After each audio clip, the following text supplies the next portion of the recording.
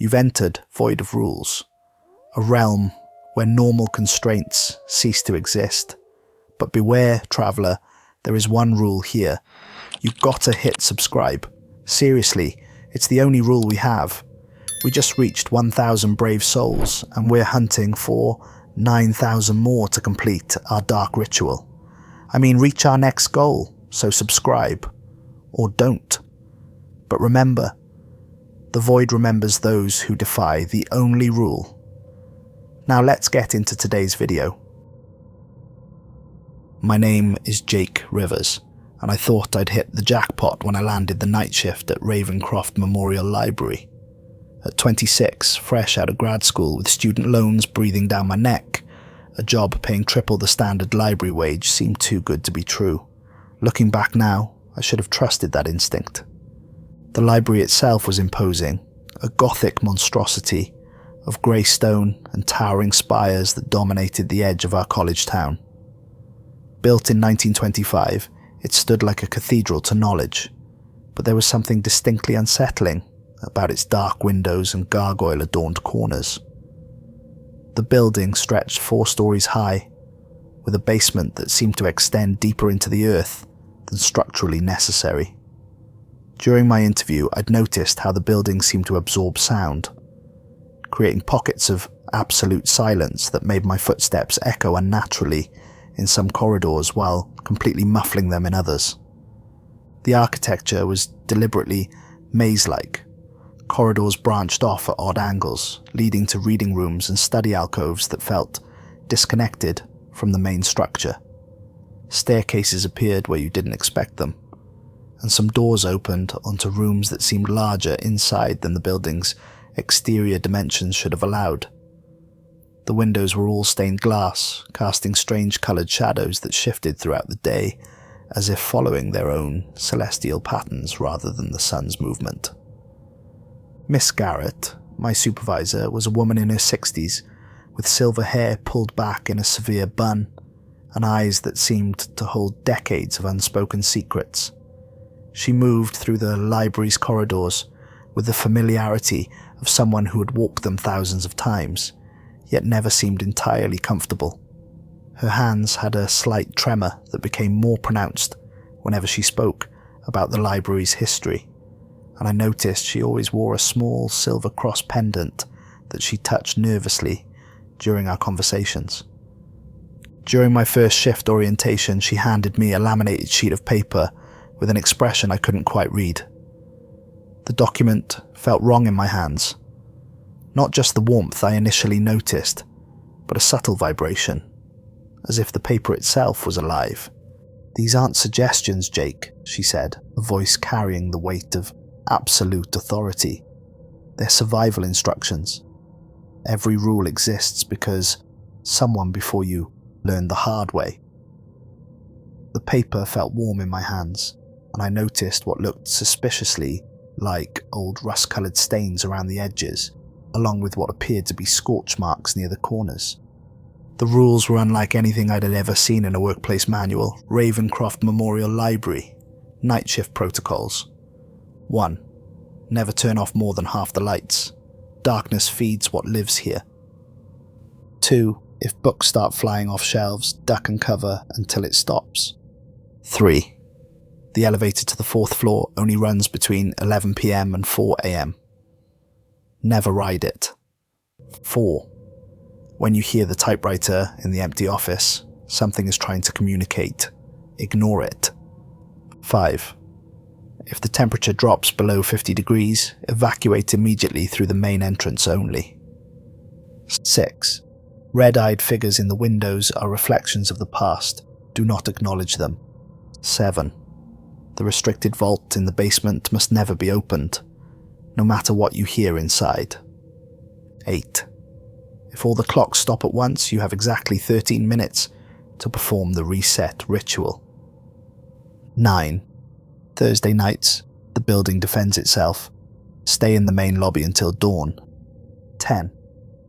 If someone who died in this building asks for help, help them or join them. I stared at the list, waiting for Miss Garrett to crack a smile or explain the elaborate hazing ritual. Instead, she led me to her office and pulled out a manila folder, thick with newspaper clippings and official documents. The office itself was cramped and filled with filing cabinets that reached to the ceiling, each one secured with multiple locks. Religious symbols from various faiths were scattered throughout the room. Crosses, stars of David, crescents, and symbols I didn't recognize from traditions that might have predated recorded history. Ravencroft Library was built on the site of Hillcrest Asylum, she explained, spreading yellowed papers across her desk. The asylum burned down in 1923, killing 47 patients and staff. The fire was unusual. Witnesses reported that the flames burned cold, and the screaming continued long after everyone should have been dead. The newspaper clippings told a story that became more disturbing with each article. The fire had started simultaneously in multiple locations throughout the asylum, despite there being no electrical problems or evidence of arson. Witnesses described flames that cast no heat and smoke that moved against the wind. Most disturbing were the testimonies of survivors who claimed they could still hear the voices of the dead patients calling for help weeks after the building had been reduced to ash. She pointed to a photograph of a distinguished man with piercing eyes and a carefully waxed moustache. Dr. Marcus Ravencroft founded this library believing he could contain and channel the supernatural energy left behind. He thought books and knowledge could create order from chaos, that written words had power over spiritual forces. He spent 3 years studying the site before construction began, documenting strange phenomena and developing what he called containment protocols. The photograph seemed to follow me as Miss Garrett continued her explanation. Dr. Ravencroft's eyes held an intensity that bordered on madness, and there was something about his smile that suggested he knew secrets that no human mind should hold. He disappeared during the library's opening ceremony in 1925. His body was never found, but his journals suggested he'd made contact with something in the basement, something he believed he could control. The last entry, written the day before he vanished, simply said, "The collection is complete. The feeding can begin." Miss Garrett opened a locked drawer and withdrew several items. A small leather pouch that smelled of sage and something metallic, a silver bell that hummed with its own internal vibration, and a journal bound in what looked disturbingly like human skin. The journal's pages were filled with handwritten text in multiple languages, some of which used alphabets I didn't recognize. "If all the clocks stop, you'll need these for the reset ritual. Light blessed candles in the 4 corners of the main reading room, ring this bell 12 times, and read the incantation on page 47. You'll have exactly 13 minutes, or the building will tear itself apart, trying to expel whatever's trying to break through." She demonstrated the proper way to hold the bell, explaining that it had to be rung in a specific pattern: 3 slow chimes, 3 rapid ones, then 6 more at a steady rhythm. The incantation was in Latin, but she made me practice the pronunciation until I could recite it flawlessly. The words felt strange on my tongue, as if speaking them was changing something fundamental about the air around us. "The ritual isn't just about following steps," she warned. "You have to mean it. The intention behind the words is what gives them power. If you're just going through the motions, it won't work, and whatever's trying to break through will succeed." I wanted to laugh, to dismiss this as an elaborate prank, but something in her eyes stopped me. There was genuine fear there, mixed with the weariness of someone who had seen too much. More troubling were the scars on her hands, thin, precise lines that looked like they'd been made by paper cuts, but far too many of them to be accidental. Before leaving that first night, Miss Garrett showed me the library's security system. In addition to the standard cameras and motion detectors, there were devices I didn't recognize. Instruments that measured electromagnetic fields, temperature fluctuations, and something called spiritual resonance. The monitoring station in her office looked more like mission control at NASA than a typical library security setup. The system will alert you to dangerous changes, she explained, pointing to various gauges and readouts. If the spiritual resonance meter goes into the red zone, activate the emergency containment protocol immediately. There's a button under my desk. It will seal all the exits and flood the building with white noise at specific frequencies that disrupt supernatural manifestations. She handed me a small device that looked like a cross between a radio and a compass. This will help you navigate if the building starts shifting. Sometimes the layout changes when the supernatural activity is high. Corridors that should lead to the main entrance might take you deeper into the basement instead. Follow the needle. It always points towards the true exit. My first week working alone in Ravencroft Library was like being thrown into supernatural boot camp. The building had a presence that pressed against me from all sides, a sense of being constantly observed by unseen eyes. Every shadow seemed deeper than it should be. Every creak of settling wood sounded deliberate and purposeful. The air itself felt thick, as if it was composed of something more substantial than ordinary atmosphere. The library's collection was vast and eclectic. The main floor housed standard reference materials and popular fiction, but as you moved higher in the building, the books became older and more specialized. The second floor contained historical texts and rare manuscripts, while the third floor held what Miss Garrett called the restricted collection, books that were available only to researchers with special permits. I quickly learned that some books were permanently warm to the touch, regardless of the ambient temperature. Others seemed to vibrate slightly when handled, and a few actually whispered when opened, their pages rustling with sounds that resembled human voices speaking just below the threshold of understanding.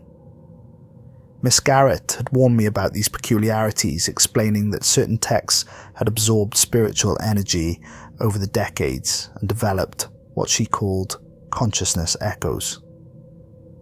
Monday night started quietly enough. I was cataloguing returned books when the silence was shattered by an explosive crash from the science section.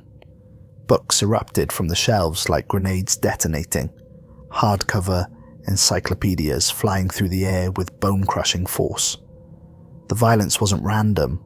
There was a pattern to it, as if invisible hands were systematically clearing each shelf with military precision. I dove behind the circulation desk as volumes struck the walls with impacts that left dents in the plaster.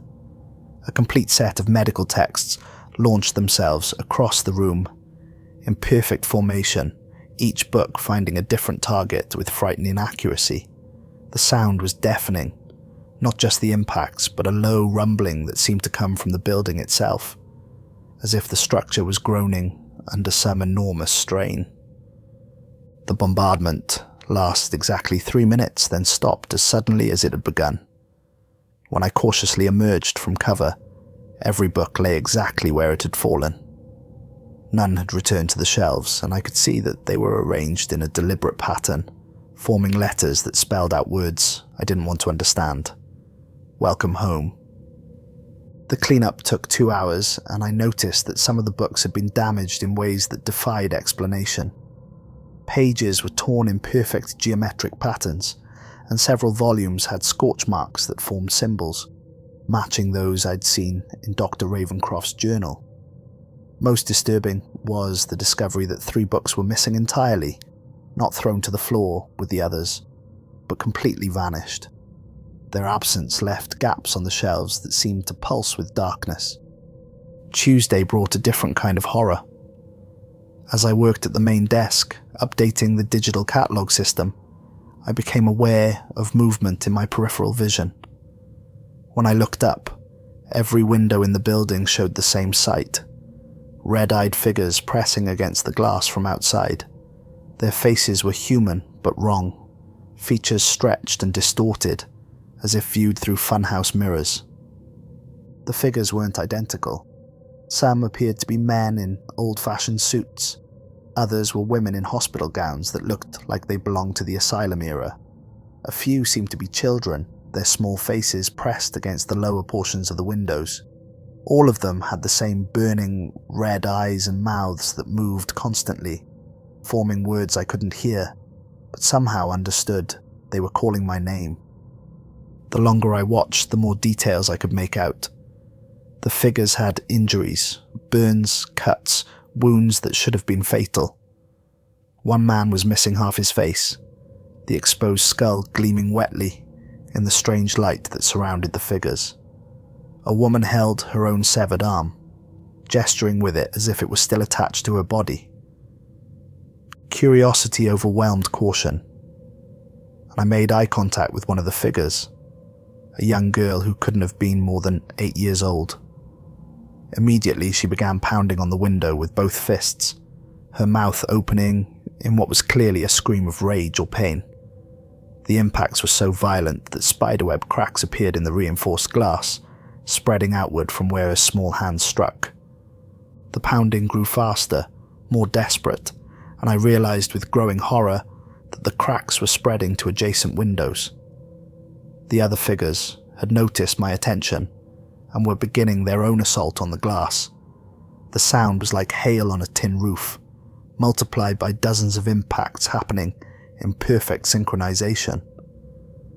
I forced myself to look away, focusing on my paperwork with desperate concentration.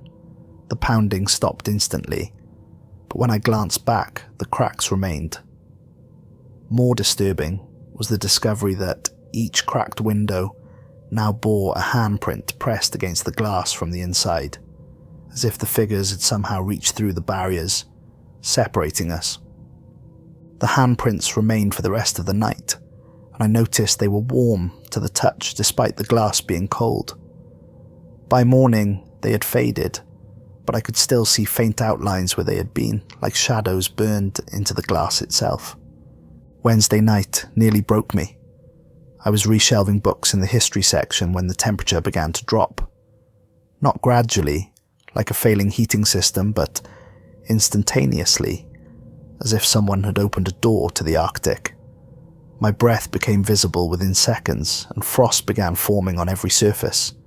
The books, the shelves, even my clothes.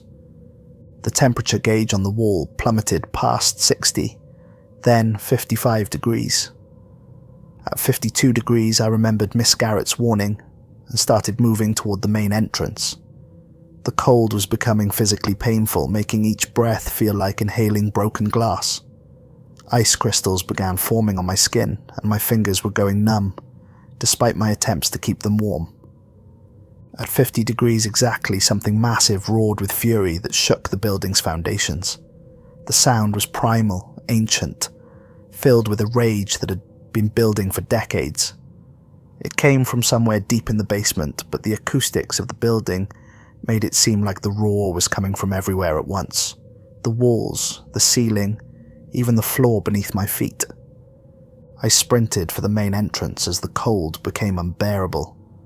The metal door handle was so cold it burned my palm, leaving a mark that looked like a brand. Behind me, I could hear something enormous moving through the upper floors, its footsteps like thunder rolling through the corridors. Books were falling from shelves in its wake, and I could hear the distinctive sound of wood splintering as if massive claws were raking across the shelving units. The moment I reached the lobby, the temperature returned to normal so quickly that steam rose from my clothes. The sudden warmth was almost as shocking as the cold had been, and I stood there shivering for several minutes while sensation returned to my extremities. Behind me, the library had gone silent again, but I could smell something in the air, ozone and sulfur like the aftermath of a lightning strike. When I returned to the history section later that night, I found that every book had been rearranged, not randomly scattered, but organized according to some system I couldn't understand. The books were grouped by the circumstances of their authors' deaths, all the writers who had died in fires together, those who had drowned in another section, suicide victims in their own carefully arranged collection. It took me 3 hours to put everything back in proper order, and I noticed that my hands shook the entire time. Thursday was hell incarnate, I arrived for my shift to find Miss Garrett waiting in the lobby, her face pale and drawn. She was carrying a large duffel bag and wearing more religious symbols than I'd ever seen on one person: crosses, stars, crescents, and pendants I didn't recognize from half a dozen different faiths. "Remember what I told you about Thursday nights?" she said, her voice tight with barely controlled fear. "No matter what you hear, no matter what you see, stay in this lobby until dawn. The building defends itself on Thursdays, and it doesn't distinguish between threats and employees." She set up a folding chair in the center of the lobby and arranged the contents of her duffel bag around it. Candles, salt circles, mirrors positioned at specific angles, and devices that hummed with electronic energy. "This is a safe zone," she explained. "The protective circle will keep you isolated from whatever happens in the rest of the building. Don't break the salt lines, don't leave the candlelight, and whatever you do, don't try to help anything you see or hear." She left me with a thermos of coffee, several sandwiches, and a book of prayers in languages I didn't recognize. "Read these if things get too intense," she advised. "The words have power even if you don't understand them. And Jake, don't try to be a hero, just survive." At exactly 11 p.m, the library came alive like a war zone.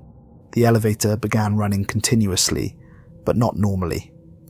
I could hear the car slamming against the shaft walls over and over, as if something inside was trying to break out.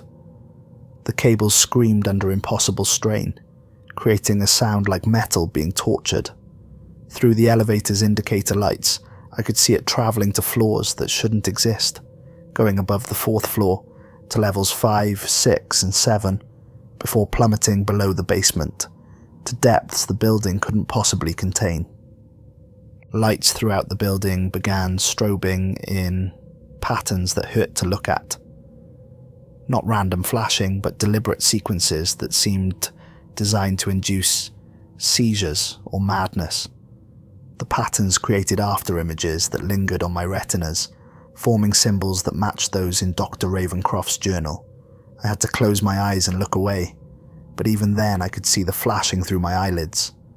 Books didn't just fall from shelves, they fired like bullets from some invisible cannon. I watched through the lobby's glass doors as volumes shot across the main floor in perfect trajectories, striking walls, pillars, and each other with explosive force. The impacts were so violent that books exploded on contact, their pages scattering like shrapnel. The sound was deafening, like being inside a popcorn machine designed by a madman. Something massive moved through the upper floors, and I could track its progress by the systematic destruction that followed. Entire bookshelves toppled like dominoes, their contents scattering in avalanches of paper and binding. The creature, for it was clearly some kind of creature, moved with purpose, as if it was searching for something specific.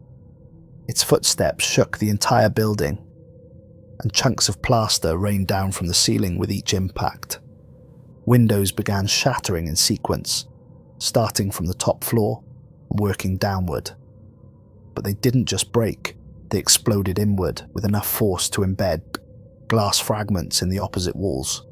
Through the broken windows, I could see shapes moving in the darkness outside, figures that defied description flying or floating around the building's exterior.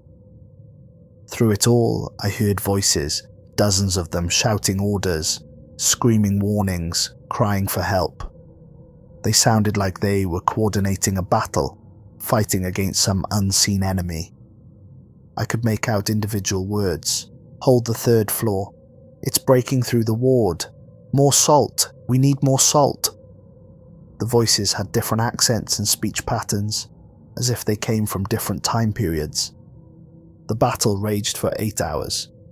At some point during the night, the building's electrical system failed completely, plunging everything into darkness except for the emergency lighting and my protective candles. In the flickering light, I could see shadows moving beyond the glass doors. Not human shadows, but shapes that moved in ways that violated basic physics. They flowed like liquid, stretched like rubber, and occasionally took forms that hurt to perceive directly. Around 3 a.m, something tried to enter the lobby. I couldn't see it clearly, but I could feel its presence pressing against the protective barriers Miss Garrett had established. The salt lines began to smoke, and several of the mirrors cracked under some invisible pressure. The thing spoke in a voice that sounded like grinding stone. "Let me in, Jake. You don't understand what you're protecting yourself from. I'm trying to help you." I followed Miss Garrett's instructions and began reading from the prayer book, not understanding the words, but feeling their power. The presence retreated, but I could sense it circling the lobby, testing the barriers, looking for weaknesses. It whispered constantly, making promises and threats in equal measure. As dawn approached, the activity began to subside. The roaring from the upper floors grew quieter, the sounds of destruction less frequent. By the time the first rays of sunlight touched the library's windows, everything had gone silent. The broken glass had somehow repaired itself. The scattered books had returned to their shelves, and the building looked as if nothing had happened. But the smell lingered, sulfur and ozone mixed with something organic and rotten. And when I examined the salt lines around my protective circle, I found that they had been disturbed in several places, as if something had actually managed to cross them during the night. Friday night brought my first real test with the reset ritual. I was updating the inventory system when every clock in the building stopped simultaneously. Digital displays went blank, analog hands froze mid-sweep, and the grandfather clock in the main hall ceased its eternal ticking. Even my watch had stopped, its second hand frozen between two markers. The silence was absolute and terrifying. Not just the absence of ticking, but the complete cessation of all the small sounds that normally filled the library. The hum of fluorescent lights, the whisper of air through the ventilation system, even the subtle creaking of the building's frame. It was as if time itself had been suspended. 13 minutes to perform the reset ritual. I sprinted to Miss Garrett's office, my footsteps echoing like gunshots in the unnatural quiet.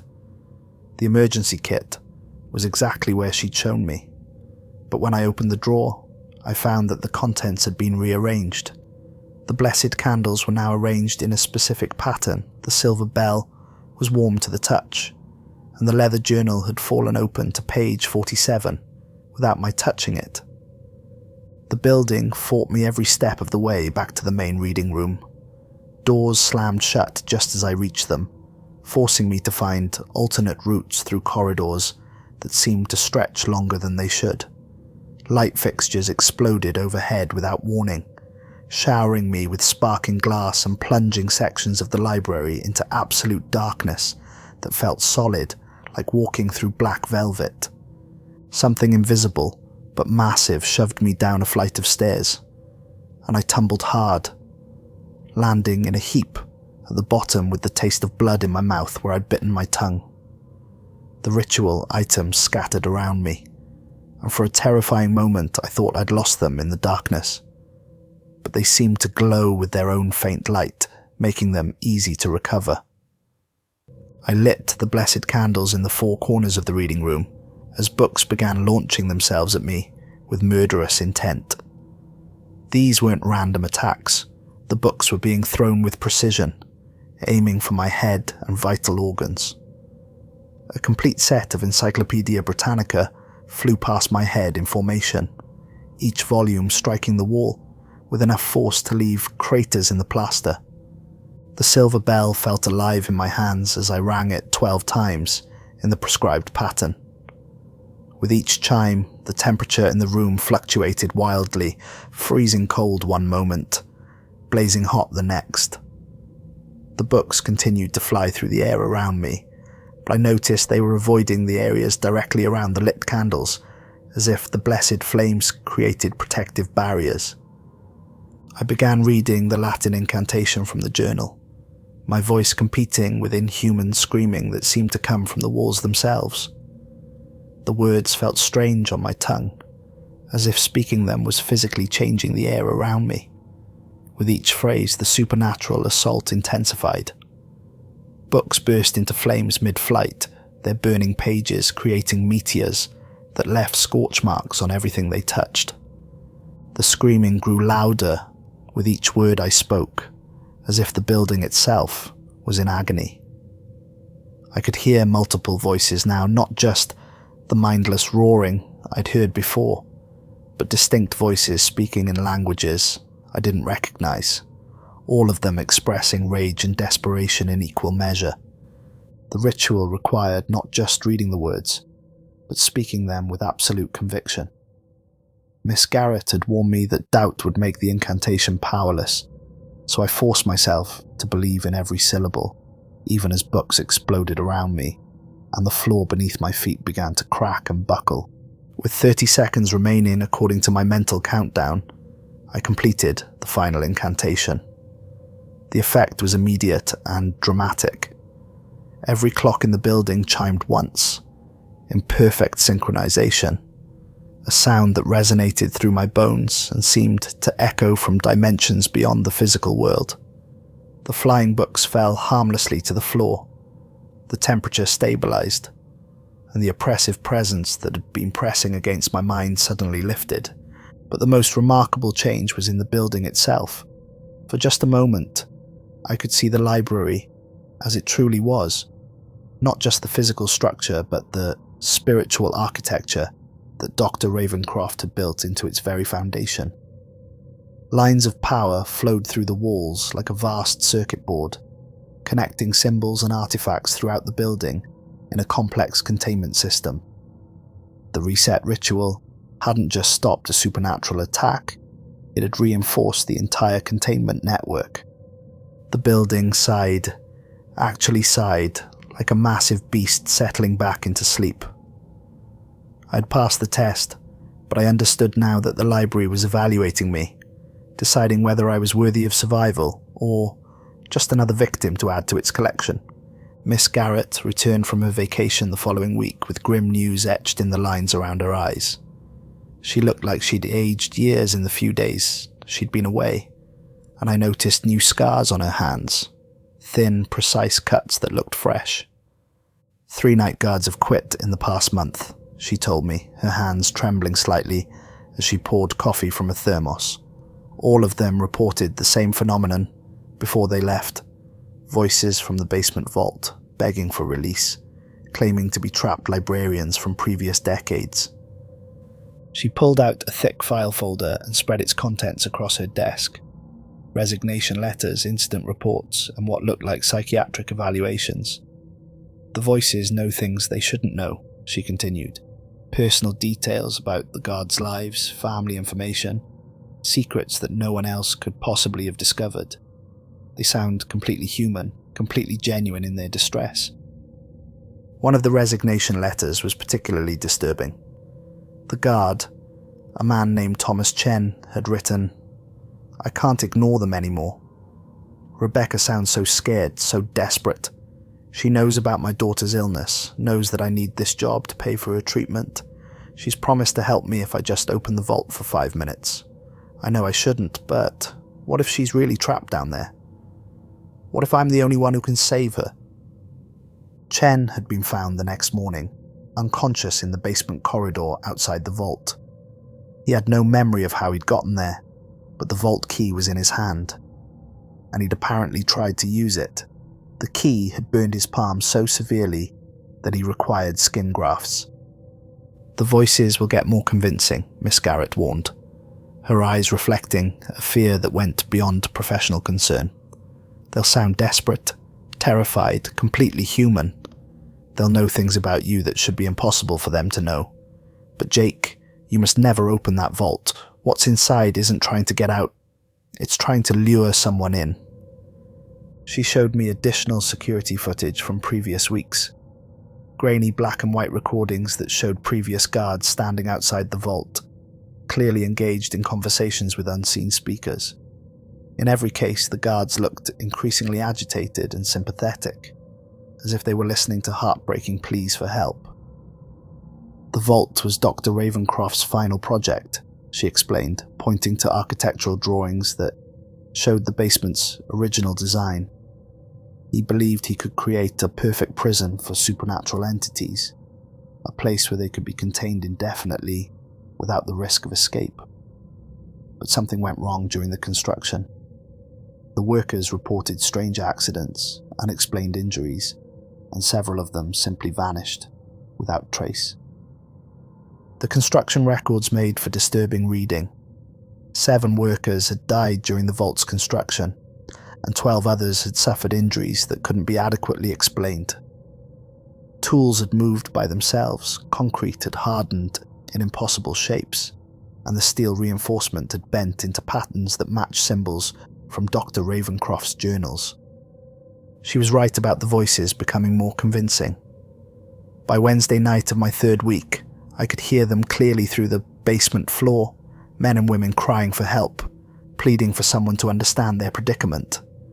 They knew my name, my college major, details about my family that I'd never shared with anyone at work. One voice in particular stood out, a woman who called herself Rebecca. She claimed to have been the night librarian in 1987 before something went wrong with the containment protocols. Her voice was clear, articulate, and filled with the kind of genuine terror that's impossible to fake. "Jake, please," she would call through the floor. During quiet moments, "We've been trapped down here for so long. The cold, the darkness, we can't take much more.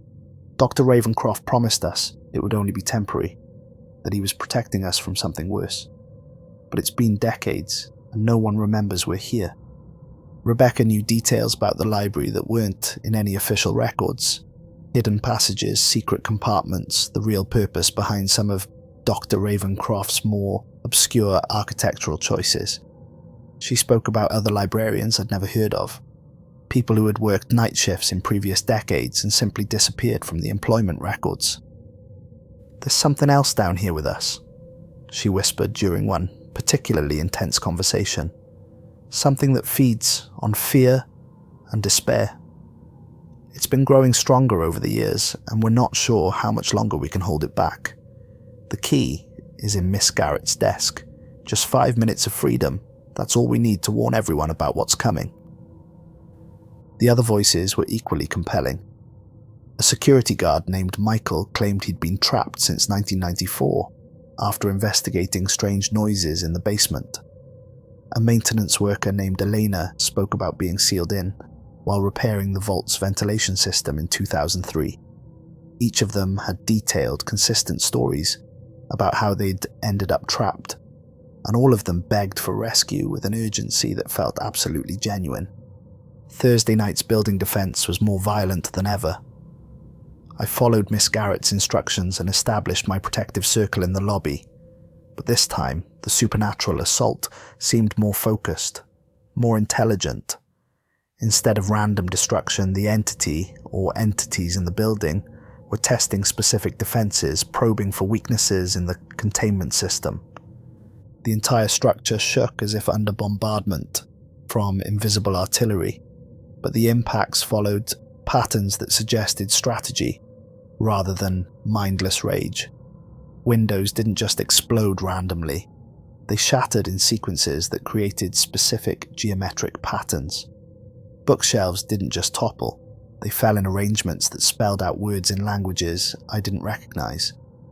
I huddled in the lobby as what sounded like explosions echoed from every floor, but I could hear voices in the chaos, the same voices from the vault, calling for help, claiming that the building's defenses were failing, and that only they knew how to repair the containment system.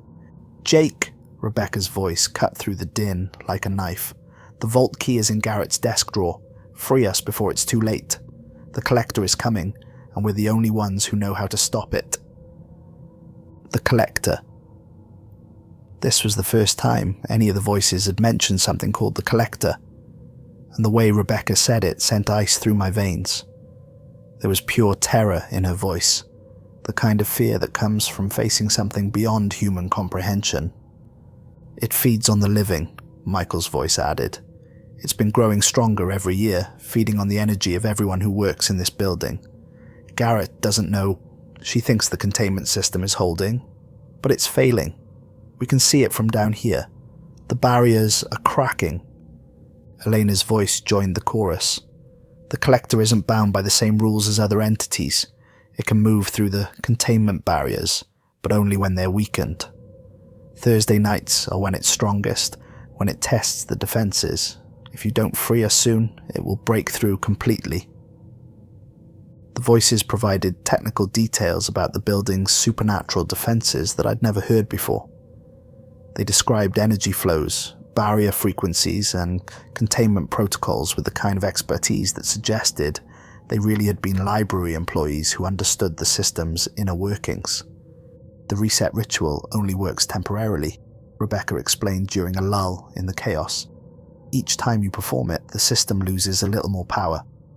Garrett hasn't told you, but the ritual is failing. The clocks are stopping more frequently, aren't they? The intervals between episodes are getting shorter. She was right. I'd noticed that the supernatural activity was becoming more frequent and more intense. The Thursday night defenses were requiring more energy, and I'd had to perform partial reset rituals twice during the week when smaller temporal anomalies occurred. The collector has been patient, Michael continued. It's been studying the system, learning its weaknesses. When the final barrier fails, it won't just feed on whoever's in the building. It will be free to hunt throughout the city. Hundreds of people will die. The technical knowledge they displayed was convincing, but more persuasive was their obvious terror. These weren't malicious entities trying to trick me. They were fellow victims, trapped by the same forces I was trying to understand and contain. Saturday night, everything went wrong. I arrived for my shift to find the library in a state I'd never seen before. The air itself seemed agitated, shimmering like heat waves rising from summer pavement, but cold to the touch. Books vibrated on their shelves without being touched, their pages fluttering as if blown by an unfelt wind that moved in patterns too complex to follow. The building's usual oppressive silence was replaced by a low humming that seemed to come from the foundation itself, not mechanical, but organic, like the sound of something enormous breathing. The monitoring equipment in Miss Garrett's office was going haywire, every gauge was in the red zone, alarms were sounding constantly, and the spiritual resonance meter was registering readings that were literally off the charts. The emergency containment system had activated automatically, sealing all the exits and flooding the building with white noise, but instead of calming the supernatural activity, it seemed to be making things worse. At 1:30 a.m., the voices from the vault began screaming. Not begging, not pleading, screaming in absolute terror. Rebecca's voice rose above the others, shouting warnings that chilled my blood. "It's coming! The collector is coming! Jake, you have to free us now. We're the only ones who know how to fight it." The building began shaking violently, but this was different from Thursday's defensive tremors. This felt aggressive, hungry, as if something enormous was trying to claw its way inside. Books didn't just fly off shelves, they burst into flames mid-air, creating meteors of burning paper that left scorch marks on the walls and filled the air with acrid smoke. The elevator cables snapped with sounds like gunshots, and I could hear the car plummeting down the shaft before crashing into the basement with a sound like thunder. But instead of stopping there, I heard it continue falling, as if the shaft extended far deeper than the building's foundation should have allowed.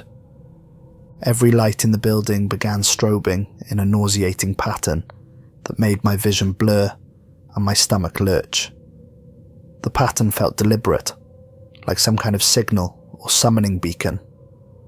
Through the chaos, I tried to reach the front doors, only to discover they wouldn't budge. Not locked, sealed, as if the metal had fused with the frame. The windows showed the same phenomenon, their glass surfaces rippling like water but remaining solid to the touch. I was trapped. The voices from the vault became more frantic, more desperate. "Jake!" Rebecca screamed. "It's breaking through the outer barriers. The collector has been feeding on the building's energy for months, and now it's strong enough to challenge the containment system directly." Michael's voice added urgently. "The emergency protocols are making it worse. The white noise is disrupting our ability to reinforce the barriers. from inside the vault. You have to shut down the system and free us. We're the only ones who can perform the counter-ritual." I fought my way to Miss Garrett's office through corridors that seemed to stretch and contract like living tissue. The monitoring equipment was sparking and smoking, its displays showing impossible readings that hurt to look at directly. I found the control panel for the emergency system and shut it down. But instead of improving the situation, the sudden silence was somehow more terrifying than the chaos had been. Elena's voice echoed through the building's speaker system, though I was certain the intercoms weren't connected to the basement. "Thank you, Jake. Now you need the vault key. It's in the locked drawer, bottom left. But hurry, the collector is almost through the final barrier." The building continued its violent convulsions around me. Plaster fell from the ceiling in chunks large enough to cave in a skull, and I had to dodge falling light fixtures that swung like medieval flails. Water pipes burst throughout the building, sending geysers of scalding steam through the corridors that filled the air with fog and made navigation nearly impossible. Electrical fires sparked from every outlet, but these weren't ordinary flames. They burned in colours that shouldn't exist, deep purples that seemed to absorb light, greens that made my eyes water, and a shade of blue that left after images even when I looked away. The smoke from these fires carried whispers in languages that predated human civilization. "The key, Jake!" Rebecca's voice was everywhere now, coming from the walls, the ceiling, even the floor beneath my feet. "In Garrett's desk. We're running out of time." Against every instinct screaming in my head, I broke into Miss Garrett's locked drawer. The mechanism was more complex than I'd expected. Not just a simple lock, but a combination of mechanical and electronic security systems. But as I worked on it, my hands seemed to know the right combination without conscious thought, as if something was guiding my movements. The vault key was exactly where Rebecca had said it would be, nestled in a box lined with what looked like lead and covered in religious symbols from multiple faiths. The key itself was unlike anything I'd ever seen, made of black metal that seemed to absorb light rather than reflect it, with intricate engravings that hurt to look at directly. It was warm to the touch, almost hot, and I could swear I felt it pulse like a heartbeat. The journey to the basement was a nightmare of falling debris and supernatural assault. The building itself seemed to be fighting against my mission, throwing every obstacle it could in my path. Doors that should have led to stairwells opened onto solid walls. Corridors that I'd walked dozens of times now led to rooms that couldn't possibly exist within the building's physical dimensions. The stairwell to the basement was the worst part of the journey. With each step down, the temperature dropped and the air grew thicker, until I felt like I was walking through liquid darkness. The walls were covered in symbols that glowed with their own sickly light, and I could hear voices whispering from behind the brick and mortar. Not the familiar voices from the vault, but others, older and more alien. Books launched themselves at me like guided missiles as I descended, not just flying randomly, but targeting me with predatory intelligence. A massive atlas struck the wall inches from my head, its pages exploding outward to reveal that every map had been redrawn to show landscapes that had never existed on Earth. An encyclopedia of mythology opened itself mid-flight, and the creatures illustrated within seemed to move across the pages, reaching toward me with claws and tentacles that shouldn't have been able to exist in 2 dimensions. Light fixtures exploded in showers of sparks as I passed beneath them, and I realized that the building's electrical system was being systematically destroyed by whatever was trying to break through. Emergency lighting flickered on and off in patterns that matched the symbols I'd seen in Dr. Ravencroft's journal, as if the building itself was trying to communicate some desperate warning.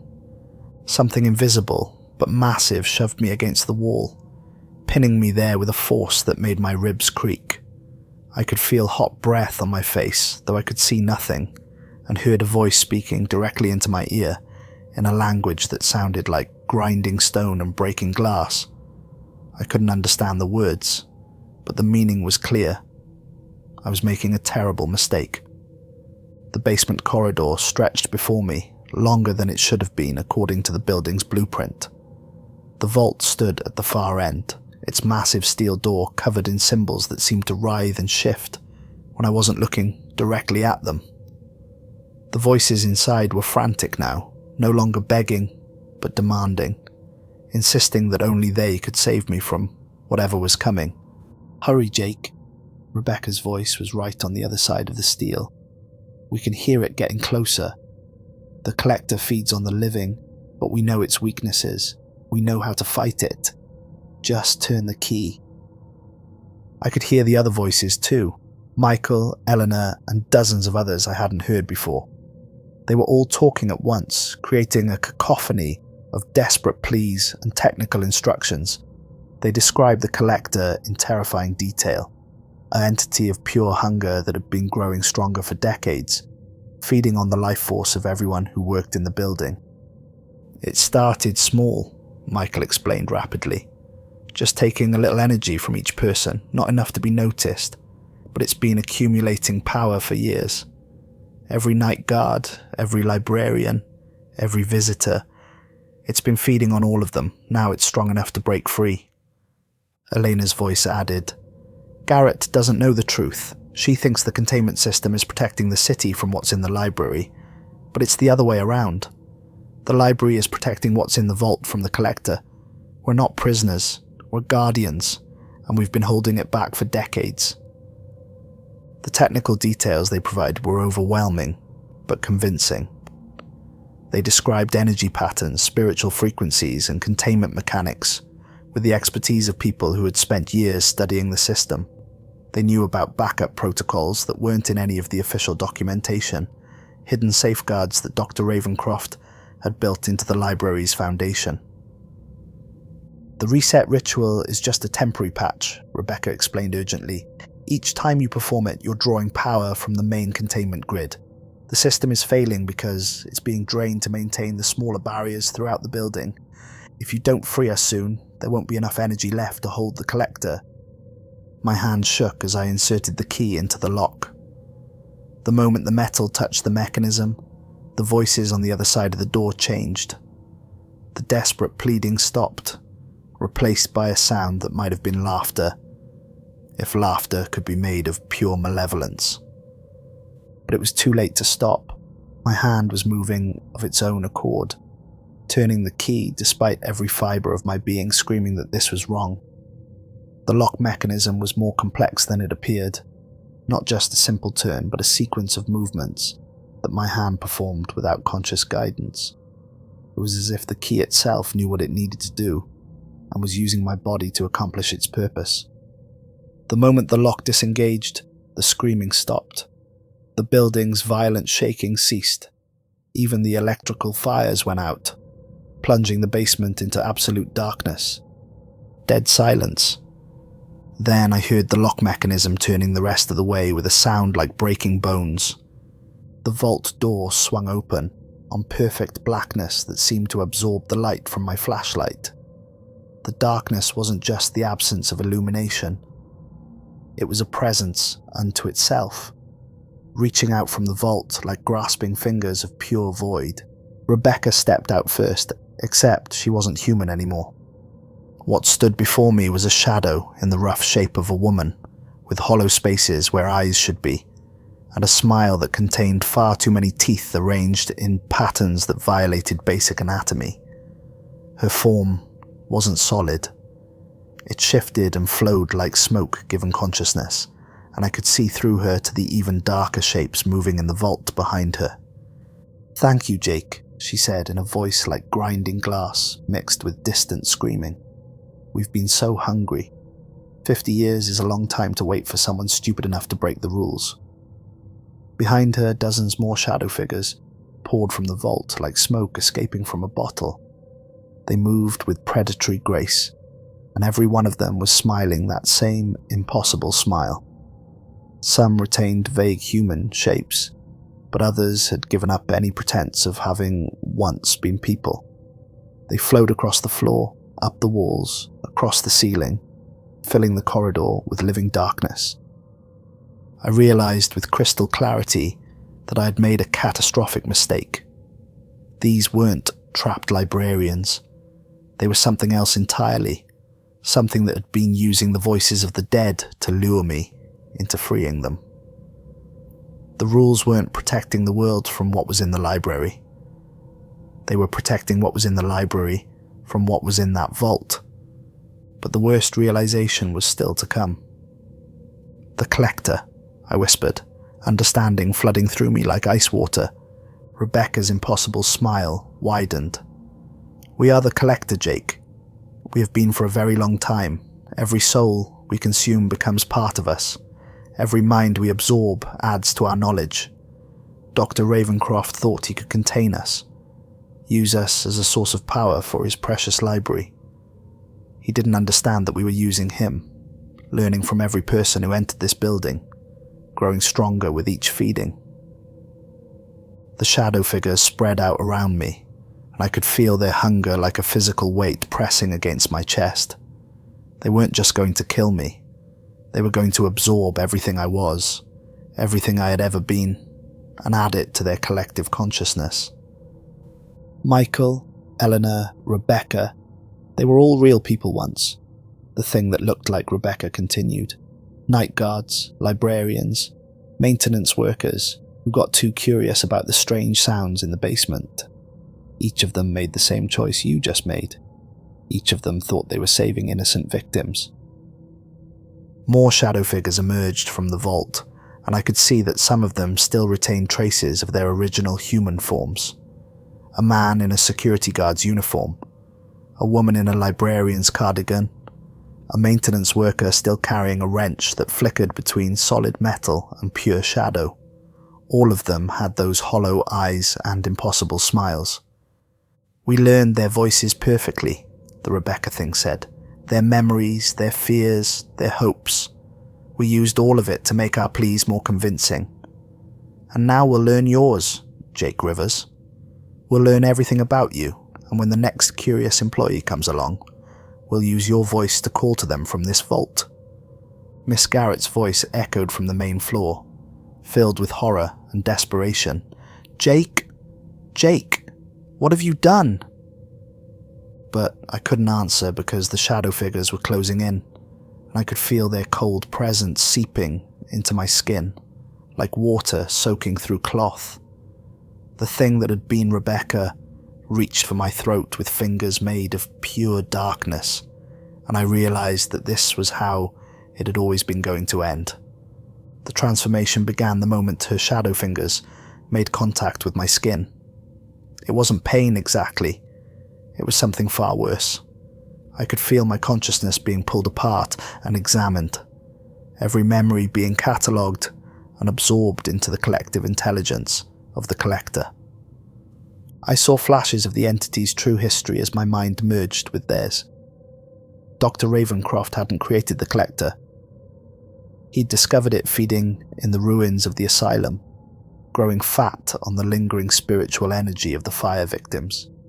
He'd thought he could bargain with it, use its power to create the perfect supernatural library, but the Collector had been playing a longer game, allowing itself to be contained while it learned everything it could about the modern world.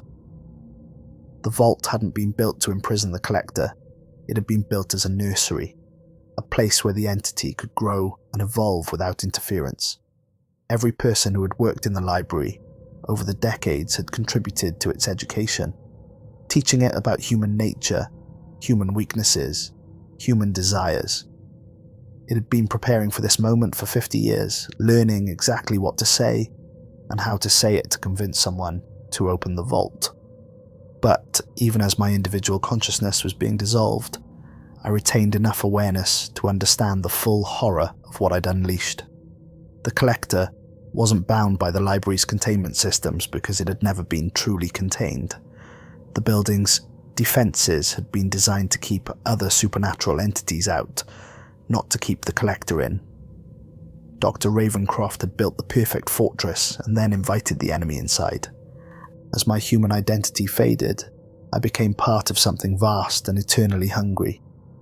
I could feel the presence of every soul the collector had consumed over the decades.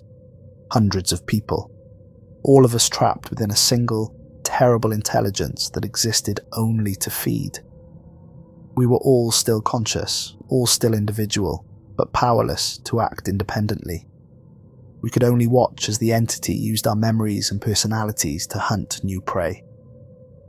I understood now why the rules had been so specific, why Miss Garrett had looked so haunted, why the building itself had fought to prevent me from reaching the vault.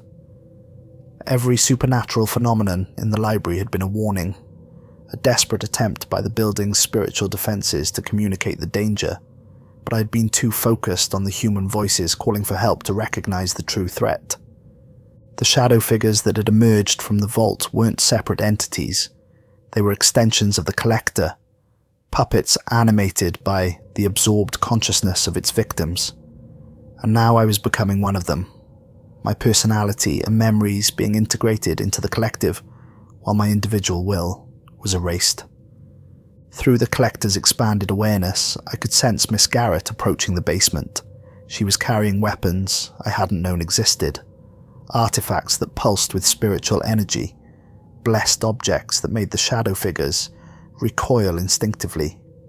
But it was too late. The vault was open, the containment was broken, and the collector was free to hunt beyond the library's walls. "You don't understand what you've done," Miss Garrett's voice carried down the corridor as she descended the stairs. "That entity has been studying human behavior for 50 years. It knows exactly how to manipulate people, exactly what to say to make them trust it. Now it's going to use that knowledge to feed on the entire city." The Rebecca shadow turned toward the sound of her voice, and I felt the collector's anticipation like a surge of electricity through the collective consciousness. Miss Garrett had decades of knowledge about the supernatural, memories and techniques that would make the entity even more dangerous once they were absorbed.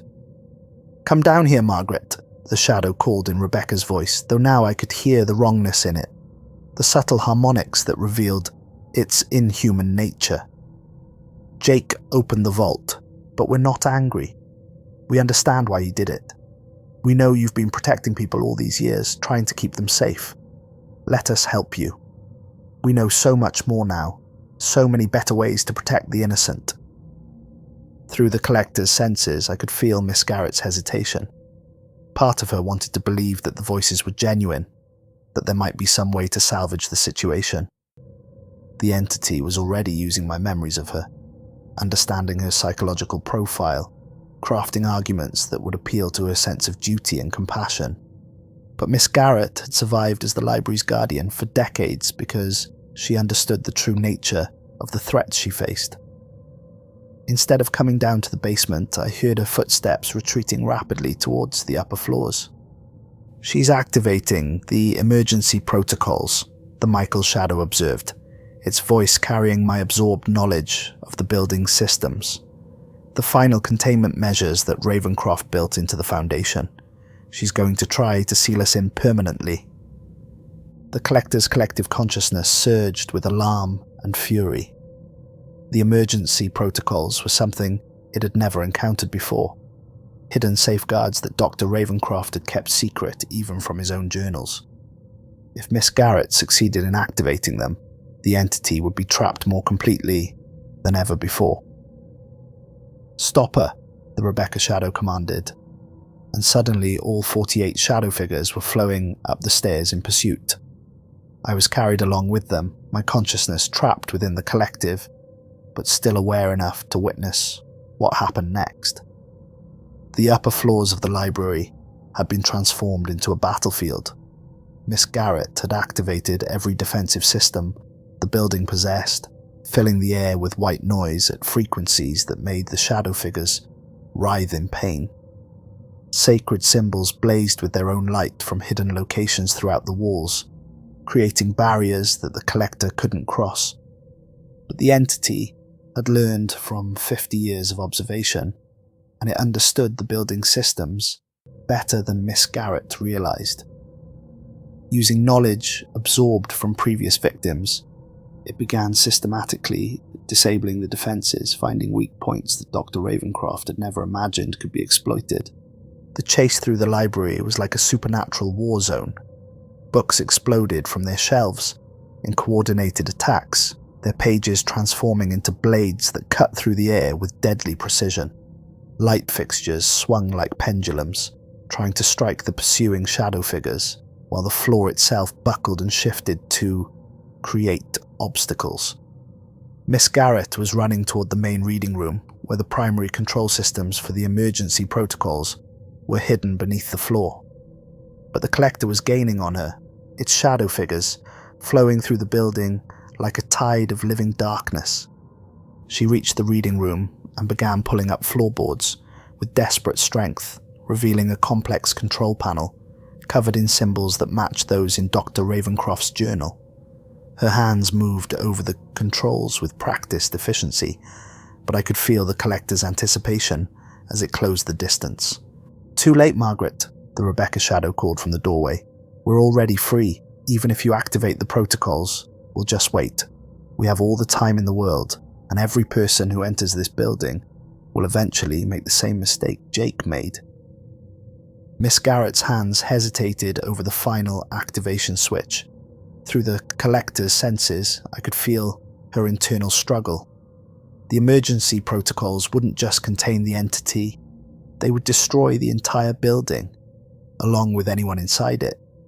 She would be sacrificing herself to stop the collector from spreading to the city beyond. "I've been the guardian of this place for 30 years, she said, her voice steady, despite the terror in her eyes.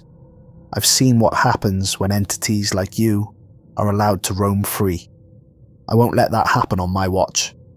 She pressed the switch. The effect was immediate and catastrophic. The building's foundation began to crack as ancient mechanisms activated deep underground. Dr. Ravencroft's final safeguard wasn't just a containment system, it was a controlled demolition designed to bury any supernatural threats so deep that they could never escape. The collector's collective consciousness erupted in panic and rage as it realized what was happening. The shadow figures rushed toward Miss Garrett, trying to stop her from completing the sequence, but it was too late. The protocols were already engaging, and there was no way to reverse them. "If I can't have the city," the Rebecca shadow snarled, "then at least I'll have you." The shadow figures converged on Miss Garrett in the final seconds before the building's collapse. I felt the collector absorbing her memories, her knowledge, her decades of experience fighting supernatural threats. But even as she died, she was smiling, because she knew that her sacrifice had saved thousands of lives. The last thing I experienced as Jake Rivers was the sensation of falling as the library collapsed around us. Tons of stone and steel crashed down into the basement, burying the vault and everything in it beneath a mountain of debris. The collector's consciousness fragmented under the impact, its collective awareness shattered by the destruction of its physical anchor point. But consciousness doesn't die easily, especially when it's been fed by so many absorbed souls. Even as the building crumbled and the physical world went dark, I could feel the entity reforming itself, adapting to its new prison beneath the rubble. We're still down here, 49 shadow figures now instead of 48. The collector learned from Miss Garrett's memories just as it learned from all of us, and now it understands things about the supernatural world that it never knew before. It's patient, calculating, and it knows that eventually someone will try to excavate the ruins of Ravencroft Memorial Library. When they do, they'll find the vault, and when they open it, they'll hear voices calling for help. The voices of trapped construction workers, maybe, or researchers who were studying the ruins. The voices will know details about the excavation team's lives, their fears and hopes and secrets. They'll sound desperate, terrified, completely human. And somewhere in that chorus of the damned, they'll hear my voice too, Jake Rivers, calling out with perfect sincerity, "Please, you have to help us. We've been trapped down here since the building collapsed. We know it sounds impossible, but we're still alive. The key to our prison is somewhere in the ruins. Just 5 minutes of freedom, that's all we need." the collector is very good at learning from its mistakes. Next time, it won't make the error of revealing its true nature too soon. Next time it will be more patient, more convincing, more human in its deception. And there will be a next time, there always is. Because no one ever really learns from the rules that are written in blood.